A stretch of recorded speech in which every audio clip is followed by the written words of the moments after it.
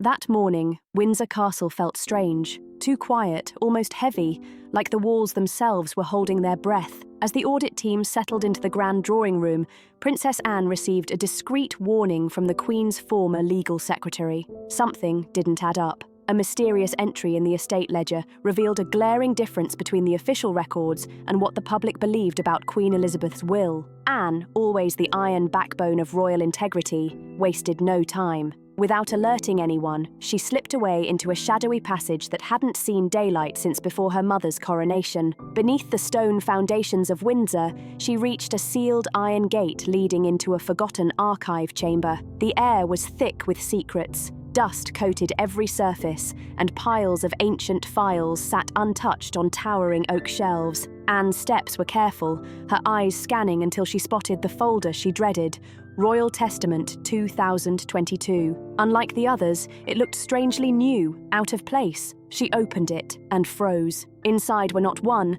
but two wills. The first bore the Queen's fading signature, dated months before her death. The second, handwritten and disturbingly recent, looked almost identical, yet not quite right. Her pulse quickened as she studied the pen strokes, the weight of the ink, the curve of the letters. It felt forged. This suspicious will repeatedly elevated Camilla's name, granting her estates, heirlooms, and privileges that tilted the crown unnaturally in her favour. Catherine, William, and even Harry were mentioned, but overshadowed by Camilla's sudden dominance. Anne's hands trembled, not from fear, but sheer fury. She knew her mother too well. Queen Elizabeth never played favourites, and she guarded the balance of the monarchy with precision. This false document reeked of deceit. Anne's jaw tightened as resolve burned in her eyes. She had to alert Charles and William, and keep this plot under wraps. But just as she turned to leave the vault, a faint shuffle echoed in the dark behind her. In the dim corridor,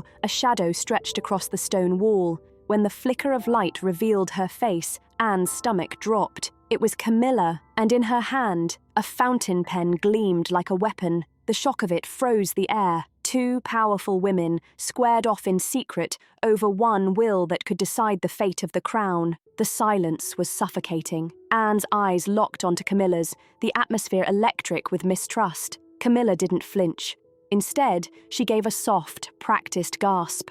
Her performance smooth, her composure chilling. "I was only making sure everything was prepared before the auditors arrive," she said with a sly smile, like the line had been rehearsed a dozen times. "You know how easily things can be misunderstood." Anne's jaw tightened. Her voice, sharp with restrained fury, cut through the stale air. "Misunderstood? You're standing here with a pen over my mother's will. That's not confusion, that's tampering." Camilla shifted back a step, her tone cool but calculated. "I was protecting her true wishes. There were private changes she wanted, changes she never got to finalize." Her confidence was unsettling. Her words dipped in something rehearsed, almost dangerous. Anne's gaze fell to the document Camilla had been handling, and that's when her blood ran cold. One of the signature lines glistened with wet ink, written in perfect royal script. Elizabeth. It was too flawless, too fresh. The Queen's hand could not have penned that stroke. It was a forgery dressed up as loyalty. Anne's heart hammered. This was no longer speculation, this was proof. The Queen's legacy had been tampered with, and the culprit stood right in front of her. Suddenly, a royal security officer appeared at the vault entrance, drawn by the sound of movement. Anne turned, ready for him to intervene, but before he could speak, Camilla raised her hand with commanding authority. "It's fine," Camilla said softly, her voice dripping with false calm. "We're okay here." The officer froze, then gave a stiff nod and walked away, without even glancing at Anne. A chill ripped through her veins. Since when did royal security take orders from Camilla, over her? And why did Camilla sound so certain she could control the situation? Anne stepped forward, her voice low but firm. "I'm calling Charles. He needs to hear about this before it spirals." For the first time, Camilla's mask cracked. Panic flickered in her eyes. "Please," she whispered urgently. "Don't tell him. Not yet." That plea was all Anne needed to confirm the truth. Camilla was hiding something massive, but instead of going straight to Charles, Anne made a sharper move. She went to the one Camilla hadn't counted on, William. When William entered the chamber and heard what Anne uncovered, his entire demeanour shifted. His face flushed with fury, his voice thundered through the vault. This will never stand. The weight of his anger filled the room. His hands trembled, not from fear, but from the volcanic rage of betrayal. Anne laid both wills before him, the fragile, genuine one and the suspicious new draft, still reeking of wet ink.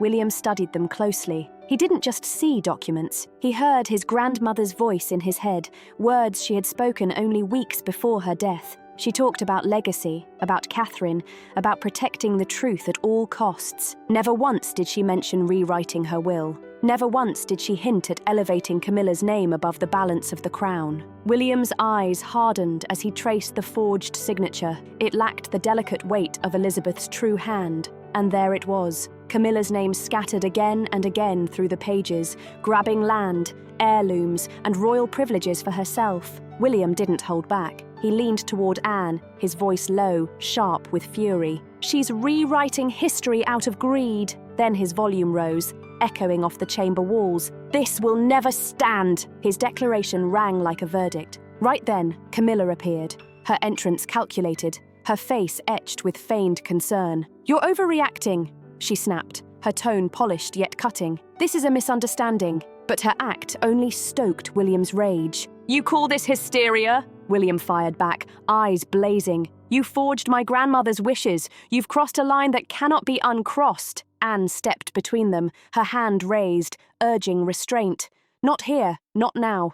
We need to stay composed." But William was past the point of patience. His fury wasn't just about the will.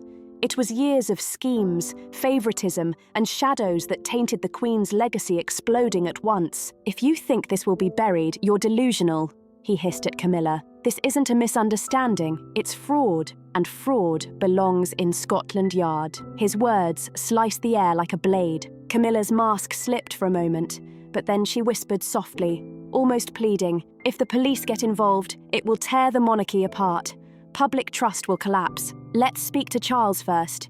He must know before this turns into a scandal." William didn't respond. His silence was louder than any threat. He stormed out, the echo of his footsteps pounding through the palace halls, anger trailing behind him like a storm. When Anne finally caught up, they found Charles in a place neither expected, his private study, but he wasn't alone. Sitting stiffly beside him was one of the Queen's most trusted advisors, and in the King's trembling hands rested a sealed envelope. The handwriting was unmistakable, Queen Elizabeth's. Across the front were chilling words, "To be opened only by my successor." Anne's breath caught. "Why haven't you opened it since the funeral?" she demanded. Charles stared at the envelope, his face pale. "Mother didn't want it read unless—" His voice faltered. The sentence died on his lips, leaving the room thick with dread. Camilla slipped into the study with quiet steps, her eyes scanning the tense scene. But William immediately lashed out, his voice like thunder. "You betrayed this family's trust." The accusation hit hard,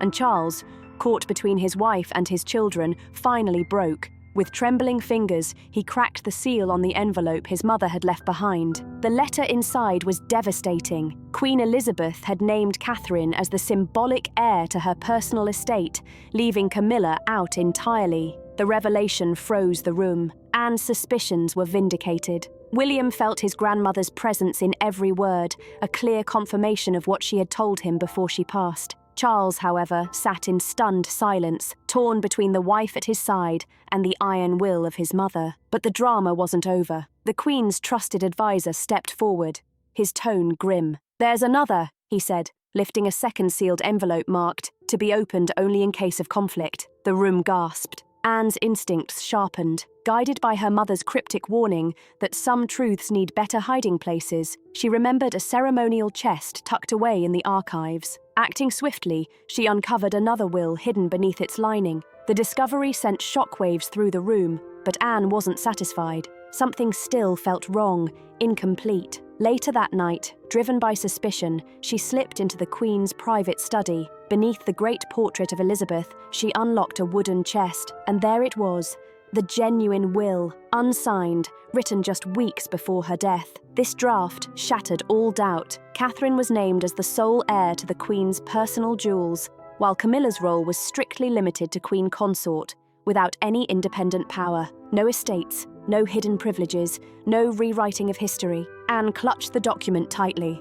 With proof in hand, she delivered it straight to the Royal Council for handwriting verification. Experts confirmed it beyond doubt. The will Anne uncovered was genuine. And with that, the full weight of Camilla's scheme was exposed. The forgery wasn't just audacious, it was treachery. The revelation enraged everyone inside the palace, laying bare how far Camilla had gone to twist Elizabeth's legacy for her own gain. Camilla slipped into the background, her retreat quiet but telling. Yet before she could vanish entirely, she made one desperate, reckless move. Out of panic, she leaked her altered version to the press, trying to control the narrative. Overnight, major tabloids plastered headlines claiming to show the Queen's genuine last will, but the so-called exclusive was nothing more than the forged document Anne had caught her with. The fallout was immediate and brutal. The palace's press office was blindsided. No official statement had been prepared, no defences in place. Chaos erupted as social media lit up with side-by-side comparisons of the real will and Camilla's version. Historians and experts shredded her fake, pointing out glaring inconsistencies.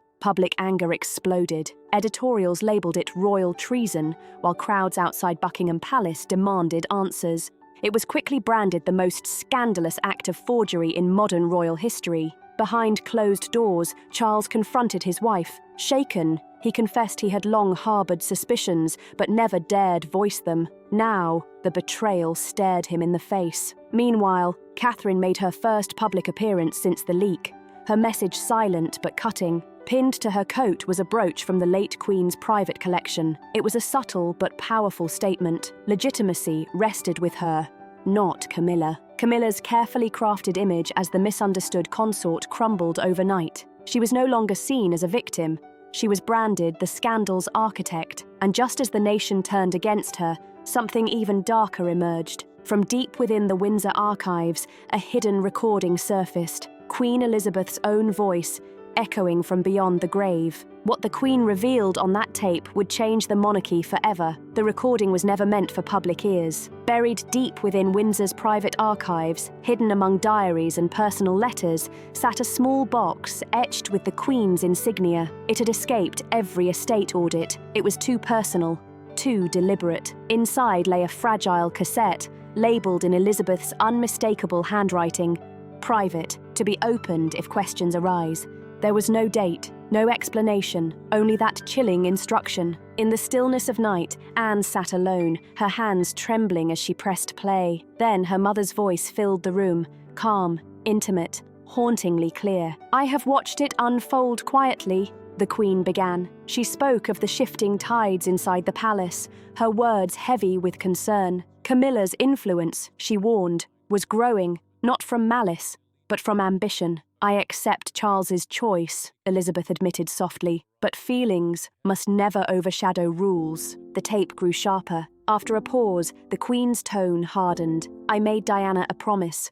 Before the world knew her suffering, I swore that the future of this crown would rest with a woman of duty and grace. That woman is Catherine." The air turned icy as Anne listened. Then came the Queen's most damning words. "If confusion arises after my passing, and a will appears that favours others unfairly, know this: it is not my voice. It is not my legacy. Those who seek to alter my wishes do not serve the monarchy. They serve only themselves.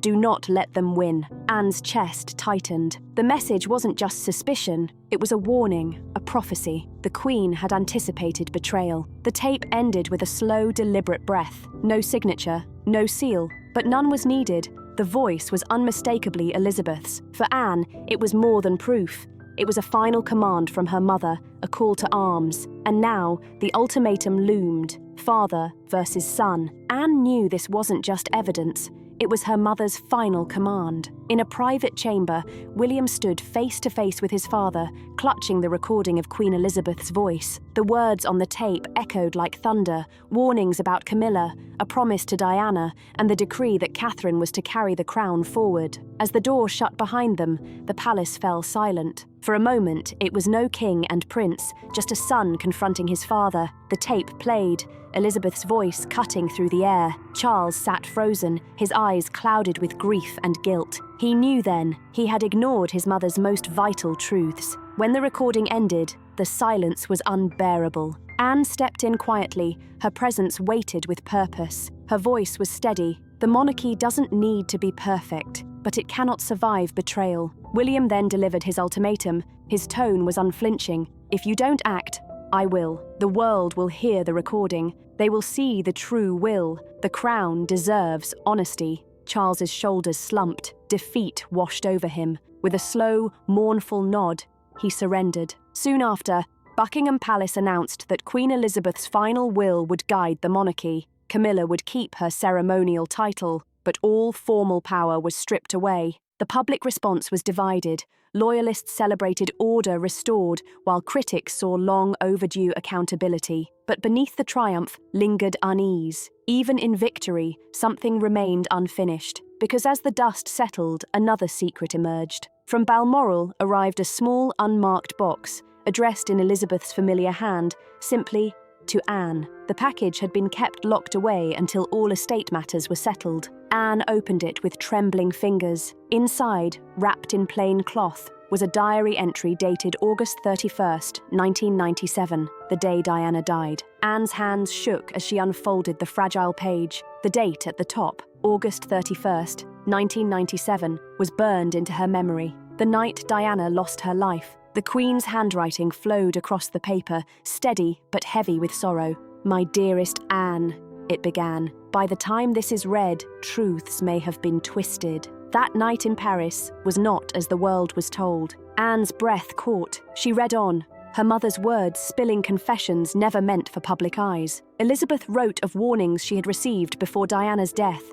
Letters, phone calls, whispers that Diana was in danger if she pursued independence from the crown. The Queen admitted she had tried to intervene quietly, but forces outside her control had already been set in motion. "I carry guilt," the entry confessed. "Guilt that I did not act sooner. I promised Diana her voice would not be silenced. Catherine must inherit not only the jewels, but the duty to finish what Diana began." Anne's heart raced. This was bigger than wills, bigger than inheritance. It was the Queen tying Catherine's future directly to Diana's legacy. At the bottom of the page, a chilling line was underlined twice. "Beware those who rewrite history. They will always return to finish what they started." Anne closed the diary, her face pale. This was more than family scandal. It hinted at secrets tied to Diana's death itself. The box contained one more object, a small silver key wrapped in ribbon. No note, no explanation, just a key waiting to be used. Anne held it tightly, realizing her mother had left her not just instructions, but a trail, a final path of truth buried deeper than anyone imagined. And with that, the real battle for the crown had only just begun. Anne turned the silver key over in her hand, its edges worn smooth by time. It was small, delicate, yet carried a strange weight, as if it had been waiting decades to be used. There was no note, no map, only her mother's handwriting on the diary page that warned against those who rewrite history. For days, Anne searched Windsor and Balmoral, testing locks old and forgotten. Finally, in the Queen's private study, she noticed a drawer beneath the great oak desk, one that had always seemed fixed shut. The key slid in perfectly. With a faint click, the drawer opened. Inside was a leather-bound folder stamped top secret. For successors' eyes only. Anne's pulse raced as she pulled it out. Inside were restricted files, handwritten notes, and photographs never released to the public. They documented private meetings between Diana and senior officials in the weeks before her death. Proof that she had been preparing a formal statement that could have destabilized powerful figures inside and outside the monarchy. But there was more. At the back of the folder sat an envelope marked simply, "For Catherine." Anne froze. The Queen hadn't just chosen Catherine symbolically. She had entrusted her with Diana's unfinished mission. Anne pressed the documents to her chest, realizing what she was holding could tear open old wounds the monarchy had spent decades burying. If these files ever saw daylight, it would confirm suspicions that Diana's fate was no accident.